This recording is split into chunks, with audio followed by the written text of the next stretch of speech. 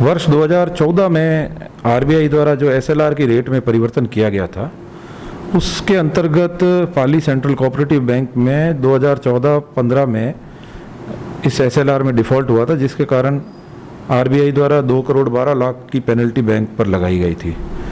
उस पेनल्टी को देखते हुए बैंक ने अपने स्तर पर प्राइमरी जांच करवाई थी।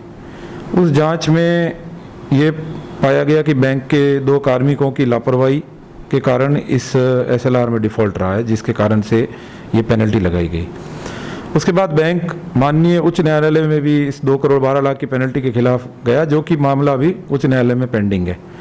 उस प्राइमरी जांच के आधार पर माननीय रजिस्ट्रार महोदय को भी लिखा गया मार्गदर्शन हेतु। वहाँ से ये मार्गदर्शन प्राप्त हुआ कि इसमें सहकारी अधिनियम की धारा 55 में जांच क्यों नहीं करवाएगी, वो जांच करवाई जाए।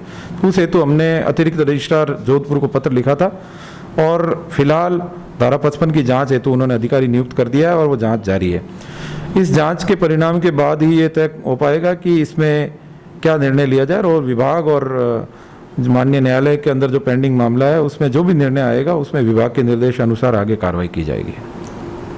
बैंक में खाता धारकों की से जमा कराई गई राशि सुरक्षित निवेश करना जरूरी था, तो आपने ऐसा क्यों नहीं किया? ये एसएलआर से रिलेटेड मामला है। इसमें बैंक के खाता धारकों की राशि के ऊपर कोई भी प्रकार का कोई खतरा नहीं है, क्योंकि ये स्टैट्यूटरी एसएलआर के अंदर जो भी चेंजेस आरबीआई द्वारा 2014 में किए गए थे, वो उस समय तात्कालिक उस 1 साल के फेज़ में ये डिफ़ॉल्ट रहा था। उसके बाद तो बैंक द्वारा इसको रिकवर कर लिया गया और सही तरीके से एसएलआर में निवेश कर दिए गए हैं। आज के दिन में एसएलआर की जो भी लिमिट चाहिए होती है, उस लिमिट में हमारे एसएलआर में इन्वेस्टमेंट है, इसलिए खाता धारकों के चिंता करने का कोई विषय नहीं है इसमें। ये बैंक की लापरवाही है या किसी बैंक के अन्य की? जैसा कि मैंने आपको पहले बताया कि इसमें जांच हो गई और 2 अधिकारियों को प्राइमा फेसी इसमें दोषी माना गया है। तो जैसे भी आगे जो धारा 55 में जांच होगी उसमें जो भी फाइंडिंग्स आएगी उसके आधार पर कार्रवाई की जाएगी।